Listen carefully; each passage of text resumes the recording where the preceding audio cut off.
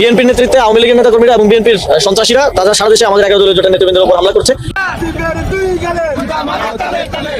আপনারা আওয়ামী লীগকে কোনো রাজনৈতিক কর্মসূচি করার জন্য রাজপথে নামতে দিবেন না। মানে এইভাবে আওয়ামী লীগকে আপনি কয়দিন রাজপথে পুলিশ দিয়ে ঠেকাবেন? সংসদ সদস্য ও এনসিপির মুখ্য সমন্বয়ক আব্দুল হান্নান মাসুদের গাড়িবহরে হামলার অভিযোগ উঠেছে। এ ঘটনায় বিএনপি ও এনসিপি সমর্থকদের মধ্যে দফায় দফায় সংঘর্ষের ঘটনা ঘটেছে। জানা যায়, প্রকল্প বাজার এলাকায় পৌঁছালে স্থানীয় আওয়ামী লীগ ও বিএনপির লোকজন সংঘটিত হয়ে তার গাড়িবহরে হামলা চালায়। এতে কয়েকজন আহত হন। সারা দেশে পুলিশ হত্যাকাণ্ডের ঘটনা ঘটেছে। অবলীলায় প্রকাশ্যে স্বীকার করেছে অনেকে যে আমরা পুলিশ মেরেছি, পুড়িয়েছি, থানা জ্বালিয়েছি। এই ঘটনার কোনো ধরনের কোনো আইনি ব্যবস্থা নেওয়ার পথে প্রফেসর ইউনূস সরকার বাধা হয়ে দাঁড়িয়েছিল এবং তারা ইন্ডেমনিটি ঘোষণা করেছিল নির্বাহী আদেশে। সম্ভবত সেটা আর থাকছে না। পুলিশ হত্যা মামলার বিচার হতে চলেছে, সেরকম সিগন্যাল সরকারের পক্ষ থেকে স্পষ্ট চলে এসেছে। সেই পুলিশ সদস্যদের লাশের হিসাব যখন পুলিশ বের করতে চাইবে, এসব মামলা যখন দেবে, তখন তো হাসনাত, সার্জিস, নাহিদ ইসলাম, আক্তার হোসেন এরা সকলে হুকুমের আসামি হবেন। তাহলে হুকুমের আসামি হলে বা এক একটি মামলায় যদি অজ্ঞাতনামা আসামি দিয়ে রাখা হয়, সারা বাংলাদেশে যারা দাপড়ে বেরিয়েছেন 2024 আগস্টের পর থেকে, তাদেরকে তো দৌড়ে বেড়াতে হবে। আসসালামু আলাইকুম দর্শক, সিগন্যাল বিডি চ্যানেলের নতুন একটি গুরুত্বপূর্ণ নিউজ ভিডিও নিয়ে আপনাদের মাঝে হাজির হলাম।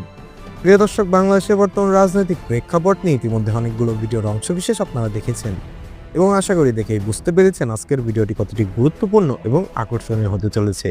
তাই বলছি প্রিয় দর্শক, সবাই ধৈর্য সহকারে সম্পূর্ণ ভিডিওটি দেখবেন। এখনও যারা আমাদের চ্যানেলটি সাবস্ক্রাইব করেননি তাদের সবাইকে বলবো আমাদের চ্যানেলটি সাবস্ক্রাইব করে পাশে থাকা বেল আইকনটি অন করে দিবেন। আর যারা ইতিমধ্যে সাবস্ক্রাইব করেছেন তাদেরকে অসংখ্য ধন্যবাদ। তো প্রিয় দর্শক, চলুন আর কথা বলবো না, একটি লাইক দিয়ে মূল ভিডিওতে যাওয়া যাক। শুরু হলো আবারও আওয়ামী লীগের নতুন তাণ্ডব। সারা দেশে আবারও রাজনীতিতে তৈরি হয়েছে নতুন বৈরী আবহাওয়া।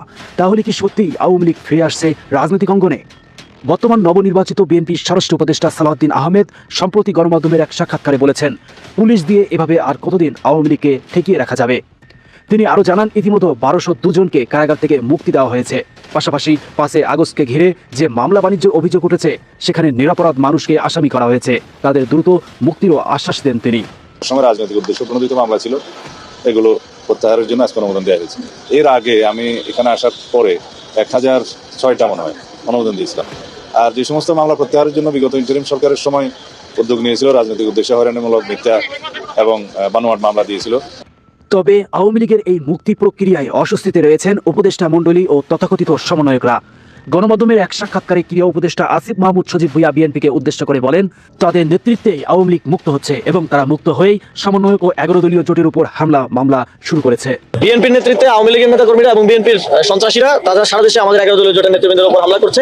তবে আসিফ মাহমুদ সজীব ভুঁইয়ার এই বক্তব্যের পরপরই সামাজিক যোগাযোগ মাধ্যমে এর তীব্র প্রতিক্রিয়া দেখা যায়। এমনকি ঢাকা রাজপথসহ বিভিন্ন স্থানে তার ছবিতে ঝাড়ু মিছিল ও জুতাপিটার ঘটনাও ঘটেছে, যা ইতিমধ্যে ভিডিও স্থিরচিত্রে ফুটে উঠেছে।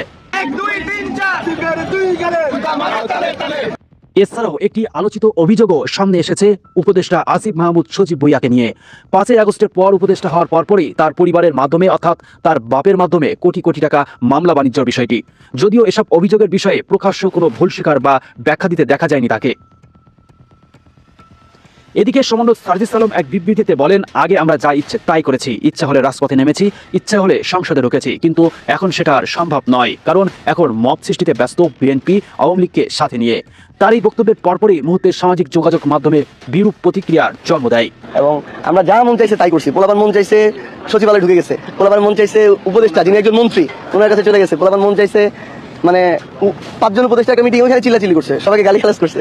মানে এই ফ্রিডম সবাই মিস করবে, অতিরিক্ত ফ্রিডম দিয়ে ফেলছিল। এই যে এখন কেউ একটা আন্দোলন নামানো সাহস করবে, শাহবাগ ব্লক করার এত সহজে সাহস করবে তো? হ্যাঁ। আর অনেকের দাবি, মব সৃষ্টির রাজনীতি দেশের প্রশাসনকে দুর্বল করেছে এবং সাধারণ মানুষকে নিরাপত্তাহীনতায় ফেলেছে। এবং সম্প্রতি সার্জিসকে উদ্দেশ্য করে একটি ভিডিও স্থিরচিত্রে বা ফুটেজে দেখা যাচ্ছে, এখন জনগণ বলছে প্রমাণ চাই, এখন আর চাটুকথার কথা আর গলাবাজি দিয়ে দেশ চালানো সম্ভব নয়, তাই আপনারা শুধরে যান। সন্ত্রাসীরা, চাঁদাবাজরা এখানে আশেপাশে অনেক আছে, দেখান না ভালো করে সবগুলো বের করব, সবগুলো আগের ডিনার না এগুলো করে কে পার পাওয়া যাবে, একদম একদম একদম উত্তরায় ফেলবো সবগুলোকে, টেনে বের করব। চিল্লায় ভাত হয় না, প্রমাণ দেখান, প্রমাণ দেখান, প্রমাণ দেখান। এদিকে দেশের সেনাপ্রধান ওয়াকারুজ্জামান স্পষ্টভাবে বলেছেন, কোনো ধর্ম, বর্ণ বা রাজনৈতিক দলের ব্যক্তি যদি কোনো অন্যায় বা অপরাধ করে থাকে সে তার শাস্তি পাবে, কিন্তু কোনোভাবে মব তৈরি করে আইন নিজের হাতে তুলে নেওয়া যাবে না। যেই হোক, যেই দলেরই হোক, যে মতেরই হোক, যে ধর্মের হোক, সেটা আমরা করবো। তাদের বিরুদ্ধে যদি কোনো অভিযোগ থাকে, মামলা হয়, অবশ্যই তারা শাস্তির আওতায় যাবেন। কিন্তু অবশ্যই আমরা চাইবো না যে এক্সট্রা জুডিশিয়াল কোনো অ্যাকশন তাদের উপর হোক, বিচার বহির্ভূত কোনো কাজ হোক, তাদের উপরে হামলা হোক। পুলিশ যদি কাউকে অহেতুক বেআইনিভাবে মেরে থাকে তার যেমন বিচার হতে হবে, তেমনি আপনি যদি পুলিশকে মেরে থাকেন তাহলে আপনার বিচারও হতে হবে। এটাই বিচারের বাণী হওয়ার কথা। কিন্তু প্রফেসর ইউনূস সরকার সেই বাণীর একটা অংশ কেটে ফেলার চেষ্টা করেছে। একটা অংশ কেটে ফেলে বলার চেষ্টা করেছে যে পুলিশকে যারা মেরেছে, এমনকি 5 আগস্টের পরেও যারা পুলিশকে পুড়িয়েছে, থানা পুড়িয়েছে, থানার মধ্যে পুলিশকে বন্দি করে রেখে বহু পুলিশকে পুড়িয়ে মেরেছে, গাছের সঙ্গে ঝুলিয়ে মেরেছে, ওভারব্রিজে ঝুলিয়ে মেরেছে, এর নাকি বিচার করা যাবে না, এর নাকি বিচার হবে না। এর বিচার যারা বন্ধ করতে চেয়েছিল, এবার কি তাহলে তাদেরও বিচার হওয়ার ব্যাপারটা চলে আসবে? কিংবা এখন না আসলেও কোনো না কোনো একটা সময় চলে আসবে? যেটা বলছিলাম, বিচারের সংস্কৃতি থাকতে হবে সমাজে। যে অপরাধ করবে তার বিচার হতে হবে, সে যেই হোক না কেন, যত বড় ক্ষমতাবানই হোক না কেন। এই মধুর বাণী শুধু আমরা রাষ্ট্রের বিভিন্ন গুরুত্বপূর্ণ ব্যক্তির মুখে শুনি, কিন্তু কার্যে পরিণত হতে দেখি না। সরকার পরিবর্তনের সঙ্গে সঙ্গে দৃশ্যপট পাল্টে গেছে। গণমাধ্যমে খবর হচ্ছে, দেশ রূপান্তরের খবরটা দেখে নিন, সেখানে বলা হচ্ছে পুলিশ হত্যারও তদন্ত হবে। বিবিসি বাংলা বলছে, বিবিসি বাংলার এই ফটোকার্ডটা দেখে নিন, সেখানে বলা হচ্ছে নতুন সরকার আসার পর পুলিশ হত্যা ও স্থাপনায় হামলার ঘটনাগুলোর তদন্তে গ্রিন সিগন্যাল মিলেছে, পুলিশ হত্যারও তদন্ত হবে। তদন্ত হওয়া মানেই, তদন্ত তো বিচারের প্রথম প্রক্রিয়া, তার মানে হচ্ছে বিচার প্রক্রিয়া শুরু হয়ে গেল।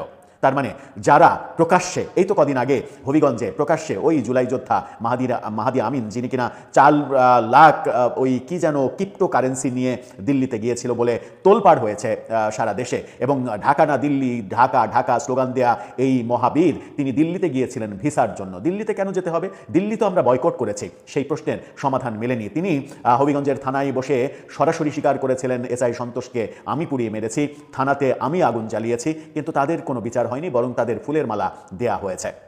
এবার যে সিদ্ধান্ত হয়েছে সেটা হচ্ছে যে 2024-এর ছাত্র জনতার আন্দোলনের সময় ঢাকা সহ দেশের বিভিন্ন স্থানে পুলিশের স্থাপনাগুলোয় ব্যাপক হামলা, অগ্নিসংযোগ করা হয়েছিল এবং পুলিশ সদস্যদের হত্যা করা হয়েছিল। পুলিশ সদর দপ্তর জানিয়েছিল 44 জনকে হত্যা করা হয়েছে। পুলিশ কর্মকর্তারা যদিও এত কম সদস্যের মৃত্যুর বিষয়টি মানতে নারাজ হওয়ারই কথা। তাদের মতে নিহতের সংখ্যা অনেক বেশি। তারা অন্তর্বর্তী সরকারের কাছে তদন্তের দাবি ওঠালেও তা আমলে নেওয়া হয়নি। তবে নতুন সরকার আসার পর পুলিশ হত্যা এবং স্থাপনায় হামলার ঘটনাগুলোর তদন্তে গ্রিন সিগন্যাল মিলেছে, অর্থাৎ তদন্তের অনুমতি দেওয়া হয়েছে। অনেকেই অভিযোগ করেন যে অন্তত 3500 কিংবা 3200 পুলিশ হত্যাকাণ্ড ঘটেছে ওই সময়। এই ঘটনা যদি ঘটে থাকে, তদন্তে যদি উঠে আসে, এবং তদন্তে যদি উঠে আসে যে অহেতুক এই পুলিশকে মারা হয়েছে, কোনো সামনাসামনি যুদ্ধে মারা যায়নি, তাহলে তার বিচার হতেই হবে। এবং আত্মস্বীকৃত পুলিশের যারা খুনি, যারা টেলিভিশনে টক শোতে বলেছিল যে আমরা যদি পুলিশ না মারতাম, আমরা যদি থানা জ্বালিয়ে না দিতাম, আমরা যদি মেট্রো রেল না পোড়াতাম, আমরা যদি বিটিভি না পোড়াতাম, তাহলে আমাদের আন্দোলন সফল হতো না। তার মানে সরাসরি স্বীকার করে নেওয়া হয়েছে তারা পুলিশকে মেরেছে, এবং পুলিশকে মেরে কখনো ওভারব্রিজে ঝুলিয়ে রেখেছে, কখনো গাছে ঝুলিয়ে রেখেছে, কখনো থানার মধ্যে স্তূপ আকারে, ময়লার স্তূপ আকারে সাজিয়ে রেখেছে। এই ঘটনাগুলো আমরা দেখেছি। হাসনাত সার্জিসদের মতো জুলাই আন্দোলনের বিপ্লবী নেতাদের, ছাত্র তরুণ নেতারা, যারা জাতীয় নাগরিক পার্টির নেতা, বৈষম্য বিরোধী ছাত্র আন্দোলনের নেতা, কিংবা আরো নানা রকম মঞ্চ, ঐক্য, অ্যালায়েন্স গড়ে নেতৃত্ব দিয়ে আসছেন 2024-এর 5ই আগস্টের পর থেকে, এবং সারা বাংলাদেশটা একরকমের দাবড়ে বেড়াচ্ছেন, তাদের ইচ্ছায় পরিচালনা করছেন। তারেক রহমান অত্যন্ত গুরুত্বপূর্ণ মনে করেছেন ক্ষমতা গ্রহণের সাথে সাথে এদেরকে এই ইঙ্গিতটা বুঝিয়ে দেওয়া যে অন্তর্বর্তী সরকারের মতো, ইউনূস সরকারের মতো কোনো বাড়তি আশকারা তিনি এই তরুণ নেতাদের দেবেন না। সম্ভবত সে ইঙ্গিত একেবারে পরিষ্কার বুঝতে পেরেই নির্বাচনের দিন থেকে কারচুপির অভিযোগ তোলা, কিছুতেই এসব মেনে নেওয়া হবে না, নির্বাচন পরবর্তী সহিংসতার অভিযোগ তোলা, হুঁশিয়ারি উচ্চারণ করা সার্জিস আলম, যেমন তারেক রহমান যখন নাহিদ ইসলামের বাড়ি গেছেন, দৌড়ে সে বাড়িতে এসে তারেক রহমান যখন বুকে জড়িয়ে ধরেছেন, তিনিও ঝাঁপিয়ে পড়েছেন, ঠিক তেমনি হাসনাত আব্দুল্লাহকে এমপি নির্বাচিত হওয়ার পর থেকে কোথাও পাওয়া যাচ্ছে না।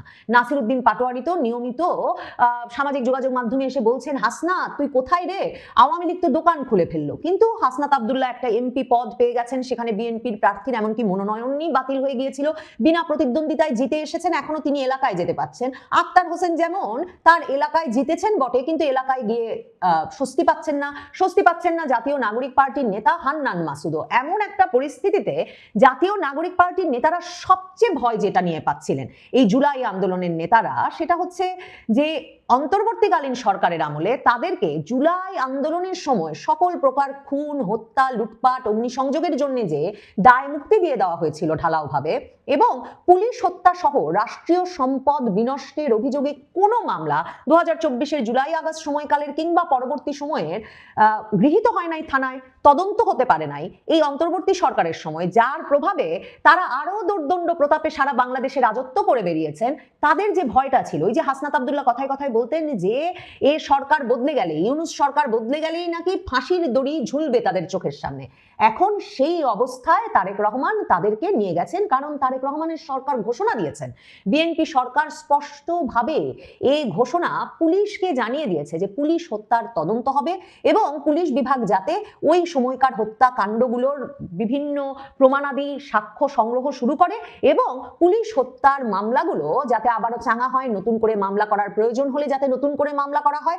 কারণ 44 জন পুলিশ সদস্য হত্যা হয়েছে বলে পুলিশ সদর দফতর থেকেই বিবৃতি এসেছিল, কিন্তু পুলিশ সদস্যরা যখন 5ই আগস্টে মৃত কয়েকজন পুলিশের লাশ, পচে যাওয়া গলে যাওয়া লাশ যাত্রাবাড়ি থানা থেকে উদ্ধার করে 5ই আগস্টের 8 দিন পর রাজারবাগ পুলিশ লাইন্সে তাদের জানাজা হয়েছিল, তখন থেকে পুলিশ সদস্যরা দাবি করে আসছেন, অভিযোগ করে আসছেন অন্তত 2000 পুলিশ সদস্য 2024-এর জুলাই আগস্টে নিহত হয়েছেন। এবং অনেক পুলিশ সদস্য মনে করেন 3 থেকে 3500 পুলিশ নিহত, নিখোঁজ ওই 2024-এর জুলাই আগস্ট আন্দোলনের পর থেকে। কিন্তু পুলিশ বিভাগ ওই ঘটনা যেহেতু ঘাটাঘাটি করার সাহস পাচ্ছে না, তদন্ত করে নাই, তাই তাদের কাছে কোনো হিসাবই নাই ঠিক কতজন পুলিশ সদস্য ওই সময়ে সহিংসতায় নিহত হয়েছিলেন।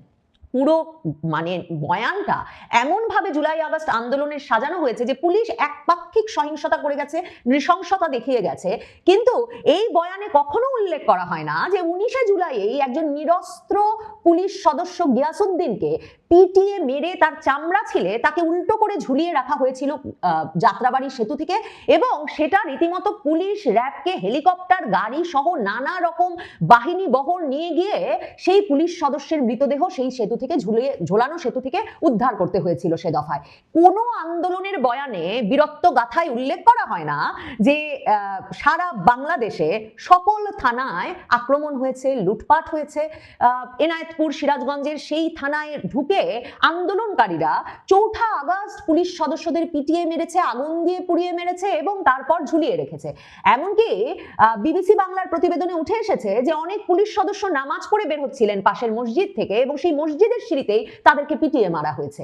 এই কথা কখনো উল্লেখ করা হয় না ওই আন্দোলনের কথা বলবার সময় যে পুলিশ সদস্যদেরকে এমন নৃশংসতার শিকার হতে হয়েছিল যে 5ই আগস্ট হবিগঞ্জের বানিয়াচং থানার একজন পুলিশ সদস্যকে শেষ পর্যন্ত সেনাবাহিনীর ঘন্টার পর ঘন্টা দর কষাকষি করেও কিছুতেই আন্দোলনরত ছাত্র জনতাকে ঠান্ডা না করতে পারার পর রেখে আসতে হয়েছিল, এবং সেই পুলিশ সদস্য এসআই সন্তোষকে পিটিয়ে মেরেছিল তখন সেখানে জড়ো হওয়া বিক্ষুব্ধ ছাত্র জনতা।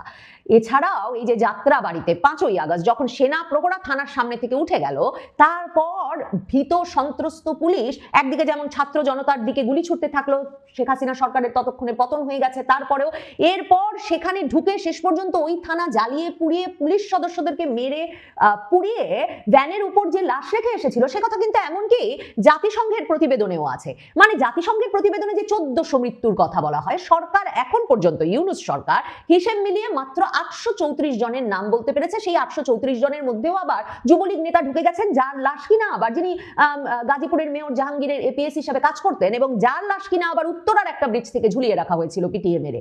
তো এহেন পরিস্থিতিতে খুন, লুটপাট, অগ্নিসংযোগের মতো ঘটনা ক্রমাগতভাবে চলেছে 24-এর জুলাই আগস্ট জুড়ে, এবং সেগুলোর যাতে বিচার না করা যায় সে সংক্রান্ত প্রথম দায়মুক্তি অধ্যাদেশটি অন্তর্বর্তীকালীন ইউনূস সরকার জারি করেছিল 2024-এর অক্টোবর মাসেই, যখন নোয়াখালীর সোনাইমুড়িতে এক কনস্টেবলকে হত্যার অভিযোগে একটি মামলা পুলিশ তদন্ত করে এবং 3 জনকে গ্রেফতার করে। তার পরপরই স্বরাষ্ট্র মন্ত্রণালয় থেকে প্রজ্ঞাপন দিয়ে প্রথমত বলে দেওয়া হয় যে কিছুতেই যাতে 2024-এর জুলাই থেকে 15ই জুলাই থেকে 8ই আগস্ট পর্যন্ত সংগঠিত গণ অভ্যুত্থান সংশ্লিষ্ট ঘটনার জন্য কোনো মামলা, গ্রেফতার বা হয়রানি না করা হয়। তার মানে সরকারও জানে, জুলাই যোদ্ধারাও জানেন, এই নেতারাও জানেন যে কি ধরনের ধরনের অপরাধী কর্মকাণ্ড ঘটেছে, ফৌজদারি অপরাধ ঘটেছে, যে রীতিমতো দায় মুক্তির অধ্যাদেশ দিয়ে সেই ফৌজদারি অপরাধে যাতে কোনো মামলা দায়ের না হয় বা পুলিশ তদন্তের চেষ্টা না করে সে ব্যবস্থা করতে হয়েছিল তাদের।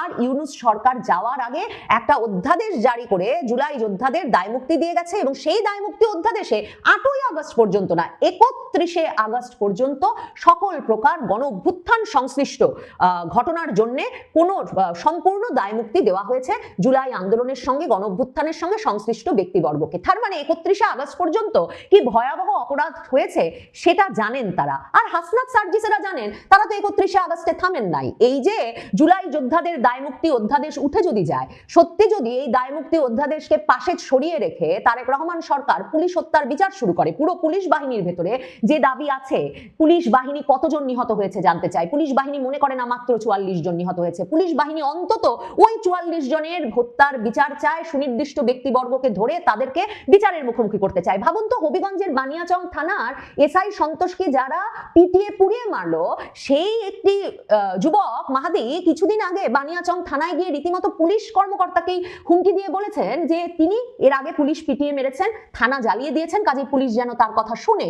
এবং এরপর পুলিশ যখন তাকে গ্রেফতার করেছে তখনকার আইন উপদেষ্টা আসিফ নজরুলের সক্রিয় ব্যবস্থাপনায় দ্রুততম সময়ে সেই মাহাদি বেরিয়ে এসেছে। নিশ্চয়ই লক্ষ্য করেছেন ওই মাহাদি দিল্লিতে ধরা পড়েছেন অন্য একটি দেশের ভিসা নিতে, ইউরোপের একটি দেশে, কেউ বলছেন ফিনল্যান্ড, কেউ বলছেন ইংল্যান্ড চলে যাচ্ছিলেন, সেই দেশের ভিসা নিতে তিনি সে দেশে গিয়ে উপস্থিত হয়েছিলেন বলে জানা যাচ্ছে এখন। তার মানে এই যুবকদের শুধুমাত্র দায় মুক্তি দিয়ে গেছে আগের সরকার তাই নয়, এদের একটা বিরাট অংশের জন্য নানা রকম সেফ এক্সিটের ব্যবস্থাও করে রাখা হয়েছে।